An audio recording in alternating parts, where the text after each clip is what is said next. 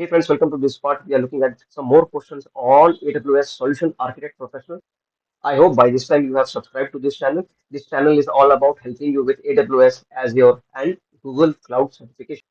Let us delve into this question. There is a company, they have built an application. What have they used? They have used AWS Lambda and they have deployed it using Cloud Formation Stack. Cloud Formation Stack is an infrastructure as a code. Just by writing small piece of code, you can deploy the entire infrastructure stack. The last production release of this web application, it introduced an issue. Okay, last release, one issue came, and this resulted in outage for several minutes. Now, as a solution architect, you must adjust the deployment process to support a canary release. Okay, what is a canary release? Canary means you are releasing the application. If you have a user base of 1,000 users, you are releasing the application to 10 people. Okay, out of 1,000, my friend, listen to me. Out of 1,000, they are only releasing this application, new application, to 10 people and telling, boss, can you test it? If you find everything is okay, then we will keep incrementing. This is called canary release. Now you have to make canary release. Which solution will meet this requirement? First is, let us create an alias for every deployed version of the Lambda function. Use CLI update command with route config and blah blah blah blah. Okay, so with Canary, what you want? With Canary, you're saying only a percentage of traffic I will route to this new application. Is this getting achieved by option A? Yes, probably yes. What it is doing is they are making use of update alias command with the routing config parameter to distribute the load. So why are you they distributing the load? Because some users they will send to the new uh, s- new release, and some users they will send to the old existing environment only. So for Canary, you need this type of setup to distribute the load. Okay, and when you create an alias for new deployed version of the Lambda function, see, you will have to create an alias. Why? Because now you have an existing version of Lambda and a new version of Lambda. So you distinguish them by creating an alias. Okay, so this is correct. A is right. B says deploy the application into a new cloud formation stack. The cloud formation stack is not going to solve it. You're telling me that you already have a cloud formation stack that I use for deployment. Now you're telling me that I will use a new version, okay, and then use Route 53. See, Route 53 is about routing the stuff. It is weighted routing policy to distribute the load. So this, I mean, weighted routing means whoever has, I mean, you are assigning some weight. So you are assigning some weight and telling, okay, 80% people you go here, 20% people you go to the new version. See, route 53, like I told, if you have different VPCs, you want to route the traffic to VPCs, that is the use case. This is not the use case. Okay, B is wrong. C says we will create a version of new deployed function, and it is similar to A. Okay, it is similar to A. That's why answer has to be between A and C. C is telling that I will use route config to distribute the load. Route config parameter to distribute the loads is same. I will use CLI update function configuration. Here is update alias. What is the difference? See, update function means you are making some configuration changes like memory, etc., etc. That is not what is required. We want alias. We want to update the alias. Alias means I have a new version of Lambda. I want to update the alias. Okay. D is saying we will configure code deploy and at a time in the deployment configuration to distribute the load. Code deploy. So configure code deploy. See, for Canary, are we going to do one at a time? That is that we do for incremental. There is one more type of deployment, not blue green. See, blue green Canary is one, and other is you have one more deployment where suppose you have 100 or suppose you have 5,000 EC2 instances. So what are you doing is you take the first 100 EC2 instances and you deploy the code there, then you deploy it to next instance. So incrementally you're doing it. This is going to help you with that. Okay, our this will not help you with Canary. So our answer is option A. We will first create an alias for a new deployed version so that we can distinguish between old version and new version, and we will use update alias command. Okay, when we create an alias, we use it to update, and then we will use this to distribute the load because we want Canary. So we will use routing config parameter for a Canary. See, this is another one. A company, manufacturing company, they are growing exponentially. Okay, everywhere they are making sales. Like for example, manufacturing companies. I mean, a lot of things they are manufactured and it is growing. It has a secured funding to improve its infrastructure and e-commerce. So somebody has told, okay, the CTO has told, okay, boss, I'm going to give you good budget. You improve the infrastructure and e-commerce presence. I want to penetrate more. The company's e-commerce platform consists of, okay, what are they having as an application? They have static assets like images, etc. They are stored on S3. Okay, they have some images put on S3. They have DynamoDB, and it has all sort of order user information. They have web servers. Okay, so that means there are multiple tiers we have seen. They have web servers. That is the front end, and then they have a DynamoDB, which is a backend database, and they store some images in S3. Okay, and they want to set up a disaster recovery site in a separate region. So suppose you are operating in US, you want to set up a disaster recovery site in another region, maybe in London, or if you are in US East, maybe you want to set the disaster recovery in US West, a different region, not different easy, but a different region. So which combination of actions you should take as a solution architect to implement new design while maintaining all the requirements? Choose three answers. Okay, so here what will happen? First, say F. We will scan through and look for some idiotic options. F is saying, I will. So they are doing something with S3. Okay, they are addressing only at S3. And what are they addressing? They are telling, I will enable the versioning, and if anything gets screwed up, you can roll back. That is what they are saying. Is that the problem here? No, boss. The problem is I want a separate disaster recovery site. Okay, this is not a deployment question that, okay, go for canary deployment. If anything gets screwed up, we roll it back. No, nobody's talking about that. So why the hell we should consider this? E, what is he telling? He is telling was I will make use of monitoring services from AWS. What is the monitoring service? CloudWatch, and I will set an alarm and route the traffic to disaster recovery site when the application latency exits. See, disaster recovery is not a latency problem. It is not that, okay, you are accessing www.amazon.com in uh, US East, and since it is slow, that's why it will route you to US West website. No, US West is disaster. Disaster means US East goes down fully. It is not that routing will happen. If this is slow, I will go there. No, disaster means everything is gone. Now you are on the backup. So this is not a disaster solution. Okay. Now D says we will enable DynamoDB global tables. So disaster recovery, what you have to do? You have to take care of S3, you have to take care of DynamoDB and web servers. Okay. So DynamoDB you have to take care. So if you enable global tables, so that will automatically keep replicating. See, disaster recovery, the data has to be replicated. So you have say two databases. Okay. One is your primary database, one is your DR database. So that data always has to be replicated from year to year, so that when this crashes, you still have good amount of data here to work from. So this is a good solution because you this will work for you. Now, when we go to C is telling, boss, let us do multi-region target on EC on elastic load balancer, multi-region targets, and target EC2 instances in both. See, this question is trying to address, see, why we want three answers, because we have to address DynamoDB, S3, and web server ELB. So DynamoDB we have addressed. Now we have to address ELB. So ELB, what should we use? Should we use A or C? EL for ELB. So C is telling, like C is again not a disaster solution. It is telling that my target for EC2 instances in both regions. Okay.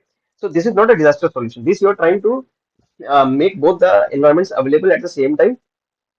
So that is active active configuration. This will not work. So we are left with A and B. So A will work for elastic load balances because it will enable. So what will happen? Route 53 health checks will determine if the primary site is down. If you health check will go here and say, oh my God, this guy is down. Then it will say, okay, now since this is down, I will go here. So the route 53 routing will take care of that. It will route that disaster that there. So option A is our one answer. And then for S3, we have to check this. For S3, they have given two, F and B. So F we have already eliminated because it is not giving a disaster recovery solution. It is giving a canary deployment solution. So F is not good. B is saying enable H3 cross-region replication. See, the best part is you have to replicate. So you keep replicating. So the moment this guy is screwed up, you are always cross-replicating the buckets that contain static assets across the region. So when the disaster strikes, so suppose this is the primary site, and this is secondary DR site, and when the disaster strikes, this goes down. Since you were already replicating, so the data and the images are already here. When this goes up, you don't find any data missing or any image missing. So this addresses. So A, B, and D are our answers. Okay, this is our next question. See, there is a company, they are doing gene reporting, they are developing a gene reporting device, and that will contain. So what they have to do? They have to collect the information first. Which information, genomic information they will collect. Okay, and this will assist the assistant researchers. So they will collect large samples of data from diverse population, from various population. They will collect this data. So the device will push 8 KB of genomic data every second. So 8 KB of data is going to come every second. That will need to process and analyze the data, provide information back to researchers immediately. Process and analyze data. Okay. So the data platform must meet this. Okay. First, near real. This is a near real time. Okay. So Kinesis is our answer. Kinesis should be there somewhere in our answer. Ensure data is flexible, parallel, durable, and deliver results of processing to a data warehouse. So what strategy should we use? So we should use a strategy with Kinesis. Now, what Kinesis? So I can directly strike. So for me, D and E, I can directly cut it. See, what is C doing? C selling. We will use S3 to collect inbound device data, analyze the data, and use SQS. So this is not a SQS question. SQS is for resolving the throttling issue or some data is getting missed. So SQS is FIFO logic and etc. There we use SQS. D is wrong because D is saying I will use a gateway to put request. Again, they are making use of SQS. This is the classic case where you have to use Kinesis and not SQS. Okay, so A and B. Out of A and B, one is our answer. So what we should use? See the difference. You see this between this deliver results of processing to warehouse. Okay, so this I will use to differentiate between A and B. A and B. A is telling I will use RDS instance. RDS instance, you never store your data warehouse in RDS. Where do you store? You store it in Redshift. So this should be our answer because Redshift cluster is our data warehouse. So what are you doing? You are using data streams. Obviously, first stream should be there to collect the data, the sensor data. Then you have to analyze. You analyze with uh, Kinesis clients, or sometimes you can also do it through Kinesis data analytics, and you save the results into Redshift cluster so that it can satisfy this requirement of data. So this is our final answer, option B. This is the correct answer. So let us move to the next question. There is a company. What are they doing? They are moving from on-premises to AWS. So basically, they were here. They were on-premises. OP is on-premises, and now they are going to AWS. That is what they have to do. So the current environment, what do they have? Boss, what do they have? They have 100 virtual machines and 40 terabyte of storage. This is what they have right now. 100 virtual machines. Okay, most of the VMs can be taken offline because they support functions during business hours only. So after business hours, like for example, business hour is 9 a.m. to 5 p.m. After 5 p.m. or before 9 a.m., you can take it out. Okay, but most of the VMs, say maybe out of 190 VMs, you can take down. But some VMs, for example, say there are 10 VMs, they are doing something mission critical. So you should minimize the downtime. Okay, if other VMs your downtime is 1 hour, you should minimize the downtime to 5 minutes, 10 minutes here for these 10. Okay. Now the administrator of the on-premises network provision 10 Mbps of internet bandwidth. So do you have internet bandwidth to move? See, from on-premises to AWS you have to go. So you have to either you use internet or you use snowballing and etc. So 10 Mbps of internet which you have, the on-premises network throughput has reached capacity and would be costly to increase. So they are telling boss my network, I have this network, Baba, I have exhausted it and I cannot increase it. I will have to spend a lot of money, so I will not do it. Now, solution architect, you have been given that can be performed within 3 months. The architect must design a migration solution that can be performed within the next 3 months. Within next 3 months, you have to do this. Okay, so it is not that you don't have time. Within 3 months, you have a decent time. Okay, first. So they are already telling that they don't have money to increase the bandwidth, network bandwidth. If they don't have money, how will they buy direct connection? Direct connection is like Mercedes Benz. They cannot buy. They don't have money. So this is out of question now. Okay. Now the other thing is B. B says we will use discovery service to assess each application and determine how to refactor and optimize each. Well, this is all blah blah blah. This is consulting kind of work, KPMG, etc. They do it. Okay, where they will just prepare a PowerPoint and they will actually not do that work for you. So this option is just like they have given you a PowerPoint and say, yeah, we know thought leadership. This is important. We will refactor it, optimize it. Boss, but what will you use? How will you do it? Will you use internet? Will you use snowball? You have not produced any answer. This is ridiculous option. Now C, between C and D, they look somewhat similar. One should be our answer. First, What are they doing? They are doing, so first is, where are they making use of Snowball? Snowball. That is my thing. See, I cannot, if I use AWS transfer for SFTP, I'm still using the same internet. They are already telling that network throughput has reached. So if I again have a solution using the same internet, this is crap. So this will not work. So C is wrong. I have to use an option where I can snowball certain things. So it's so easy to answer. Snowball, only one option is there where they have snowball, and that option is option D. Here you get snowball. So what are they doing? First, there are some VMs. I told you of approximately 10 VMs which are mission critical. So for those VMs, they will migrate the critical VMs using AWS SMS. Okay, that is called server migration service. Server migration service, you use it because it will use internet. So since it is very small amount of VMs, then you can do it. Okay. Now for other VMs which are not critical, you export the VMs locally, transfer them using S3 using Snowball. Okay. Then you use import export into EC2. This will work because these are not critical. So it will still work. Okay. So this is our next question. There is a company, they are running a very popular public facing e-commerce website. There is a website they are running. Its user base is growing rapidly. Obviously, from local market to national markets, it is growing. The website is hosted. Where is it hosted? Is it hosted on premises with web servers and MySQL? So they have one front end, this is front end, and they have a database. So they are using these two. The company wants to migrate its workload to AWS. Now they want to move this entire stuff to AWS. They want to move. So there is a solution architect. They need to create a solution. Why? First, they want to improve security, reliability, availability, latency, maintenance should be reduced, latency should be reduced, and they want a combination of steps. You have to choose three answers. Okay, so there are six options. We have to choose three answers. That means there are two options. If you see, there are two options for EC2. You see this EC2. There are two options for database. You see this option B and option F, and there are two options for the front end website content. Okay, so now we have to choose one for each. See, first of all, database. Very simple. Very simple. See, option F. Option F is crap. See, first of all, people are telling you, I want reliability and availability. If you want high availability, that means high availability means you have to duplicate the instance in multiple ACs. Here, this idiot is telling me migrate the database to a single AC. This will not work. So obviously, for database, what is my option? For database, my first option is I will want to migrate the database to a multi-AC Aurora SQL DB cluster. Okay, now for EC2. For EC2, I'm seeing option A first. Option A is saying I will put this EC2 into two ACs for the web servers in an auto scaling group behind ELB. It should work because I taking care of high availability? Yes, because I have two ACs. It will be reliable. If one AC fails, the second AC can still be up and running. And I am also using auto scaling group, so I can also take care of reduced latency and reduce maintenance because auto scaling is automatically done it. So if there is more load, it will scale up. If there is less load, it will scale down. So this looks a good answer. But let us also scan option C. With option C, if you see, you are using EC2 instance in two AZs. Option C is also telling I will use in two AZs to host highly available SQL DB cluster.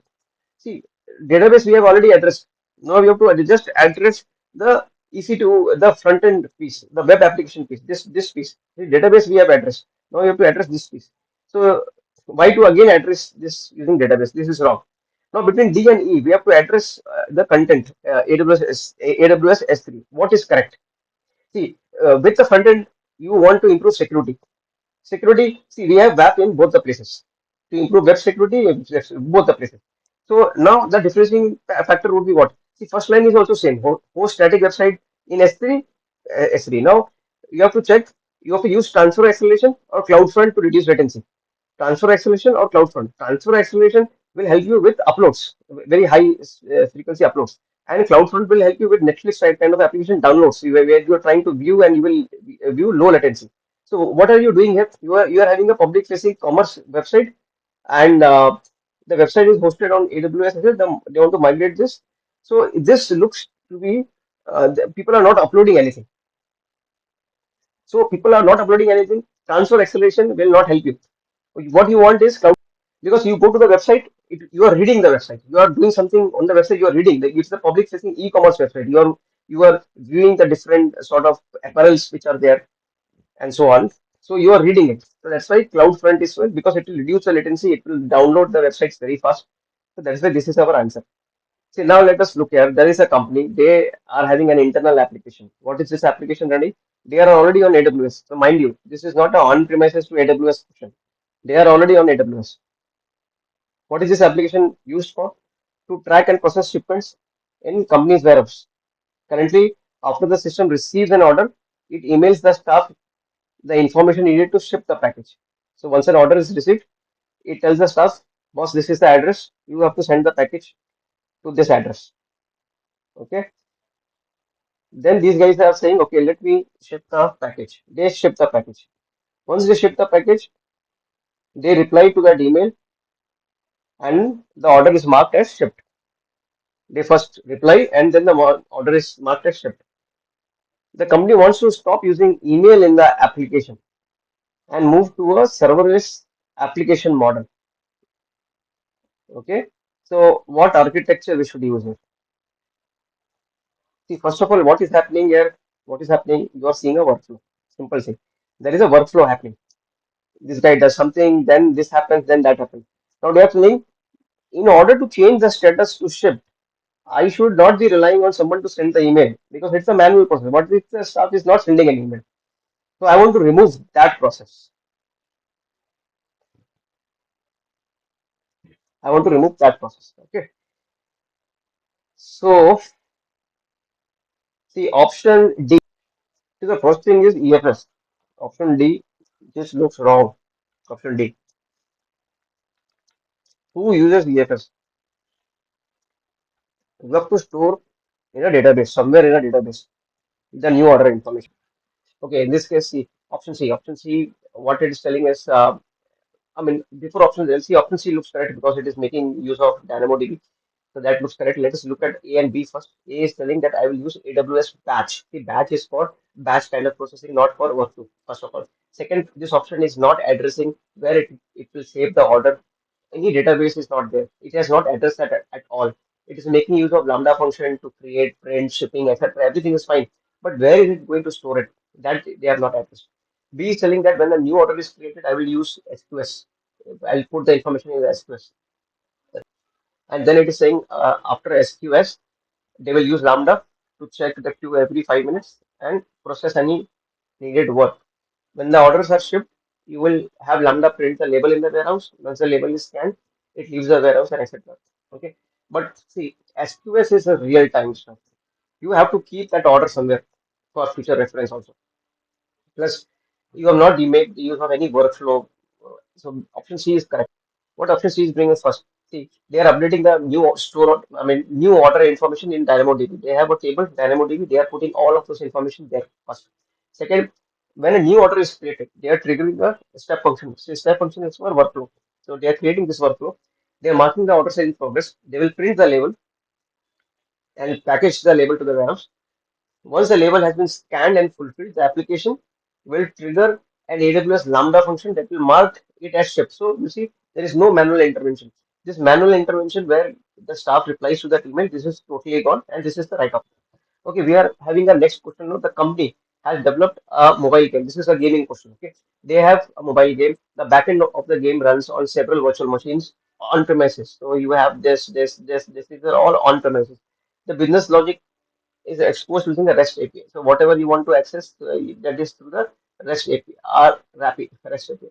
The player session is stored in a centralized file store. Okay, there is a centralized file store um, apart from these virtual machines. There is a file store, maybe like a S3, EFS, or whatever. EFS, maybe like a EFS because S3 is an object store. Backend services use API keys for throttling and to distinguish between live and test traffic. The load on the game backend varies throughout the day. So in the load in the backend, it varies through the day. Okay. So backend services use API, different API keys. So the load varies. During peak hours, the server capacity is not sufficient, and there is also latency issue. So when a lot of gamers are there, the this server capacity is not good. They have so many VMs. This is not good. The and it is slow. The latency issue means it is slow. So management has asked you to present a cloud architecture. Now, this is on premises. Assume this will be on AWS. So, how can you handle this varying workload or varying games workload? And how can you bring low latency? See, if you are a gamer, you are playing and it is buffering and it is slow, you would miss a lot of stuff and you won't want such kind of gaming application. You will go to a different platform. So they are saying the API model should not be changed. Which solution will meet this requirement? See, option A says that we will implement REST API using NLB. Okay. So there are two things. We have options with NLB, ALB, and then we have option with API gateway and AppSync. Okay. So here we are mostly talking about REST APIs. We're talking about API model. So the API model should not be changed. We will go with the API. So API gateway we have to use for simple. So will this work? Yes, because it is telling I will use DynamoDB. So whenever you have gaming applications or some where you have to save the state, or you have Uber or such kind of applications, you have to use DynamoDB in the background. So it will save the session. The gamer like last time whatever session you left, I want to start from that session. That can be done by maintaining that session state in DynamoDB and with the on-demand capacity. That is perfectly fine. So DynamoDB, so for such applications, you should use NoSQL databases like DynamoDB. So this is our answer in this case. C should be the answer, but we will evaluate the other options as well. See, this is not a question about load balancer kind of thing. The load balancer is of all of scrap. See, normally you can say that okay, I use REST API using ALB, and so if you do that, will it work? It can work because you are still using DynamoDB with on-demand capacity, etc. But the question says API model should not change. You will be changing the API model. That is why B is not correct, and D is telling that I will use AppSync. I will run the business and store it in Aurora. The Aurora is a RDBMS. It is not a NoSQL. You should use a NoSQL database. That's why D is wrong. So option C is our answer, final answer. This will meet the requirement. The session, always remember in a game, the thumb rule is the game session has to be maintained in DynamoDB. So this is fulfilling the requirement, that requirement. And since we are talking about REST APIs, so it has to be API gateway, and it is clearly saying, boss, don't change the model. So I will go with the API gateway model. So this is another question here. We are seeing an enterprise. There is an enterprise company. They will allow its developers to purchase third-party software through market. So see, you have two things. Either you build a custom application using AWS environment and so on, or if there are some ready-made applications available or services available on AWS Marketplace, you can buy that. So the company is saying that I am allowing my developers to buy that through Marketplace, and the company is using organization, AWS organization account structure. So in organization, you can have multiple accounts, but everything is organized in a central manner in organizations. And it has a shared services account in each OU. The procurement team's policy indicates that developers should obtain a third-party software from an approved list and use private marketplace in AWS. But they should not go to public list and buy anything. So you can only buy approved list. So developers can only buy approved list. Okay, this is crucial. You cannot buy any Tom, Dick, and Harry. There is a private marketplace for your company, and if there are say 100 apps, you can only buy those. Okay, so the procurement team wants administration of this private marketplace to be restricted to a role procurement manager role, which can be assumed by procurement managers. Other IM roles in the company should be denied. So that means the administration of private place should be restricted. So only people who have procurement manager role they can administer. They can say, okay, in private marketplace, let's add these two more applications, or let's remove these three apps. Who can decide? Everybody cannot decide. Only procurement manager role can decide. Other roles cannot decide. Okay. So what is the most efficient way of doing this? That is the See, first thing, whenever we have such requirements, the first thing we always remember is this kind of requirement should be addressed through SCP. SCP. So, which options we use SCP? SCP we are seeing here. We don't see SCP in A. In B also don't see SCP, and in D also we don't see SCP. D we are seeing an SCP in organizations here. Okay, so the answer has to be between C and D. That means A and B are straight away gone for us. We have to apply these kind of rules through SCP. SCP is meant for that. If you don't know the purpose, see, there are in AWS or any cloud environment, there are certain features, certain services meant to do certain things. You should not customize and use something else instead of that. That is what the certification is trying to check your knowledge on. Okay, so between C and D, what should we do? Let us check C. C is telling I will create an IAM role, procurement manager role in all shared services account. That is fine. I will add private marketplace full admin access. So in the marketplace, we have given full admin access to this role. First, we created this role, then we gave full access to this role. Then they create an organization root level SCP. The root level is itself they are denying permissions to administer this marketplace to everyone except the role name this. So this it should work, and then they are creating another organization root level SCP to deny permission to create IAM role, procurement manager to everyone in the organization. So nobody else can create this role also. See, first, what they are doing, they are only allowing this role to gain access of administration, full access. Second, they are also denying uh, any anybody to create this role also to IAMs. Nobody else can create this one. Okay, so this looks correct to me.